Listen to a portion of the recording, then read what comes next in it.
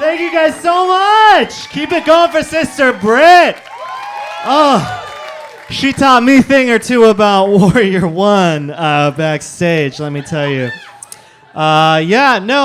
This Wednesday, this faggot's coming to late night, everybody. Please tune in. I'm super excited. I think it's pretty crass to plug yourself up top, but I don't mind. I'm really excited. Oh, gosh, I hope no one has any place to be, because I'm last. So we're going to run out the clock tonight, everybody. I'm just so relieved and happy to be doing a show where not a single straight white woman has asked the question, where are my gays at? Because we're all here, because I swear to God, if I never have to woo to the question, where are my gays at ever again, I'll die happy. As though we are cattle somewhere in a barn. Very excited to be here. How dare you? How dare you? I'm really excited to be here. I realized I was in LA last week for LA Pride. I'm here this weekend for Portland Pride, and then I get to go back to New York for New York Pride. And what a fucking year to get to do 3 fucking Prides in a row. I am the luckiest gay man in the country this year, and I am so excited to be spending this weekend with you guys. I too, like many other storytellers tonight, I had a lot of conflict about what I was going to talk about tonight. Originally, I was going to talk about a recent breakup, and then the tragedy happened, and I thought like, oh, I can't do something funny. How the fuck am I going to be funny after all of this? And then, not to use the old cliche, but I can't let the terrorists win, so we're going to talk a lot about porn and kink tonight, everybody. That's what I'm going to talk about! So let's just jump in. The first porn I ever watched, or rather in this case read, when I was 9 years old, was a piece of Pokemon erotic fan fiction. You guys familiar? Okay. Just to catch some of you up who maybe weren't in that zone in the mid-90s, Pokemon, or Pocket Monsters, for the experts in here, is a Japanese import. Is a video game, card game, cartoon franchise juggernaut wherein you capture small animals and train them to fight for you. It's like a more whimsical cockfighting, but for children. Very exciting, and I was super into it, and I was exploring the World Wide Web when I was a child, and I stumbled upon a story wherein Giovanni, who is a character from the game/cartoon, a Japanese man's idea of a very sexy Italian man, he uses a Bulbasaur's vines to tie up and have sexual relations with Brock, another character in the franchise. And boy, did I love it! Oh man, I was 9 years old and I did not have the full capacity to process all the feelings I was feeling about it. But boy, it stuck with me for many years. So that was the first piece of porn I ever consumed. Certainly not the last. I am a single person. We all like porn in here, correct? We all like porn. You like porn, sir? That's great. I love that about you. Second question, do you watch a lot of gay porn? You do. Even better. This bit of crowd work normally works the best when I get someone who's uncomfortable, but I, for a moment, forgot where I was. So, God bless. I love porn of all kinds. I'm single right now, so I'm watching a lot of porn. And I truly think the toughest part about being single is all the Saturday and Sunday afternoons I spend alone in my bed just thinking, like, don't masturbate again, don't masturbate again, don't masturbate again. And then, like, a conflicting voice coming in being like, oh, but, like, who's waiting for all the loads, Joel? You know, like, these loads that you're saving right now. where are they going? Like, no one's waiting for them. Set the loads free. That's what I mean to say by all that. But yeah, I watch a lot of porn, and the kink porn is still, like, the BDSM stuff is still like a factor, like, is still something that sort of like is something that I'm interested in. It all goes back to that Pokemon porn. And I will remember being 16 years old and watching like real BDSM, like on-cam porn, and being like really into it. And there's one specific image that I will always remember from that porn that I watched, and it was a close-up on this dude's asshole, and he had the word bitch written around his asshole.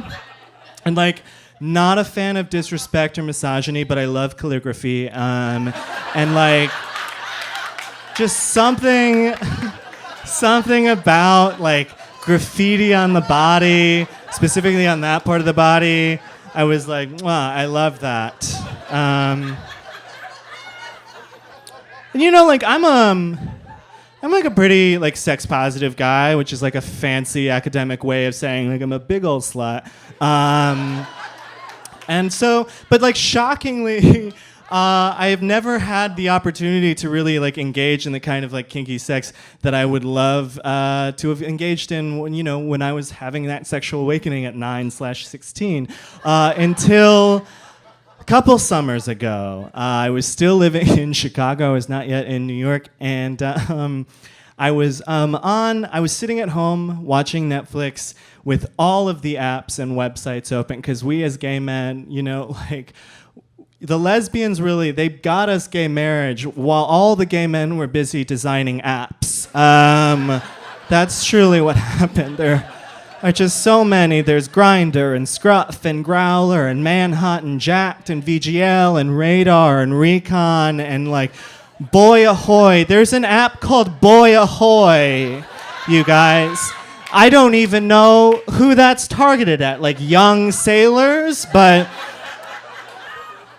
I have it on my phone, because you have to set a lot of traps if you want to get ahead in this world. So there I was at home in Chicago in my apartment watching Netflix, all the apps up, checking my traps. And I got a message from this guy on one of the many websites/apps, and I'll call him Chris because he was white, and it was just him, and he had like one of those great like GIMP masks on and a collar, and he had like all these words written all over his body, and so I was like, oh, like very into that, and he messaged me, and his first message said something along the lines of like, hi, I'm Chris, I'm a slave, and my master is really into your profile. And I was like, oh, I'm obviously gonna have this conversation. Truly, like, why not? And so like I start like conversing with Chris, and for the first thing he tells me is like, hey, I'm on vacation right now, which I was like, that doesn't sound like any slave I've ever heard of. Like, I don't think you're not a slave then. Like, we have two different definitions of that word, Chris. Didn't catch that in any of the movies I've ever seen about slaves. But he said, I'm on vacation right now, but my master, he would really love to get to know you better. And I was like, in the back of my head, I was like, I'm a 20-something-year-old man. I live alone. Chris had just said, don't worry, he's not a crazy murderer or anything like that, which to any person like who doesn't have a death wish, that's a red flag. But I had just taken a Klonopin, so I was like, chill. Like, yeah, let's talk. Let's chat. Here's my number. Give him my number. Let's talk about this. So I start texting with his master back and forth, and like, we get all the ground rules set. I'm safe. He's safe. Like, here's my address. Come on over. All the regular stuff that you do within a 3 text message exchange. And so like we're texting and he was like, put on your jock strap. And I was like, how did he know I had one? You know, like that's wild. So like I did, and then I was like, okay, like I've done that. And he was like, no, okay, sir. And I was like, okay. Okay, sir. Are you allergic to cats? Because I have 2 cats. And they can be real cock blocks sometimes. And thank God he said no, so I put on my jockstrap and I sat back down. And the thing is like it didn't feel right to like turn back on Parks and Rec or whatever I was watching. So I literally just sat on my couch and waited for this dude to come over for like 15 minutes straight, just like sitting there. And he gets there, I go and I answer my door, and it wasn't, I won't say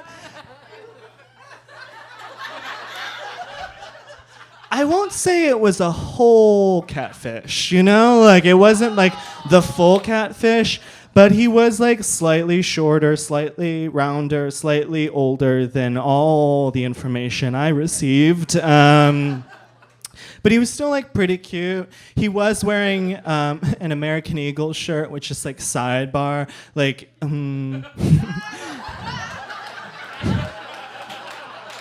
If you are at an age where you'd like to be considered an adult man, don't wear American Eagle anymore. Like, come on. What you doing? Just go to Hollister. So I was a little nonplussed, but I let him in anyways, and things just sort of went downhill from there. I was, young and 20, so I only had whiskey but no mixers, and immediately he was like, "Oh, I'm so sorry, I cannot drink whiskey without a mixer." And I was like, "Okay, some master." So we sat down, and I'm literally like in my jock strap right now, you guys. Just like chatting with this dude, and like you might not be able to tell, but I looked great. Like 100%, I looked amazing, and I was like, why isn't this guy just like wanting to have sex with me immediately? But no, he wanted to chat, so we sat down on my cat hair covered couch, me bare bottomed, him still fully clothed. And like, listen, like I've had my fair share of internet hookups, and I'm not there to chat. I was very shocked at how much preamble there was to this encounter. And he just like wanted to tell me all about the 3 restaurants he owns and his antique car collection. And to make matters worse, he kept saying 2 words: frustrated and irregardless. And you know how hard it is to be a slave for someone who says frustrated and irregardless? Very hard to submit. So just as I was like getting ready to hit the abort button, he like out of nowhere like pushes my head down into his crotch, and my first reaction was like rude. But then I was like, oh no, we're in it. Okay, we're in the fantasy. I've dived in. This is what I wanted. So we're like doing that. We like move to the bedroom, and we start like the fucking portion of the evening, which, I don't know, have you ever heard someone who had great sex who said the fucking evening of the portion with such enthusiasm before? The fucking evening of the portion of the evening. It was sad. So we're doing the deed and whatever, and the whole time, I could not stop hearing, like, it's very frustrating because irregardless, blah, blah, blah, my antique cars, and it's just like not good sex. And at one point, I'm so distracted that he leans forward and he whispers in my ear, "You're not very good at this." And make no mistake, Portland, I am great at sex. Like, if there is one thing I'm good at, it's fucking everybody. So I was upset. I was very upset. And then the other thing that he kept saying, and like, listen, I'm not I'm not well versed in the kink community as maybe I should be, but he kept reminding me that like it was not the point that I got off, and I was like, oh no. This will be the point. I will be getting off tonight. Thank you very much. And it was just crazy because after he said that to me, I just was like sitting there, just like thinking about it while I was being pounded, and like I just kept thinking, like my best Carrie Bradshaw voice like popped up in my head, just saying, and suddenly it occurred to me. Is this the man that I want to write bitch around my asshole?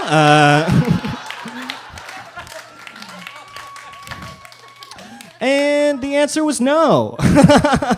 It was not. So, but like the thing is we were like 55% of the way through. So I was like, all right, let's just wrap it up back there. I got places to be.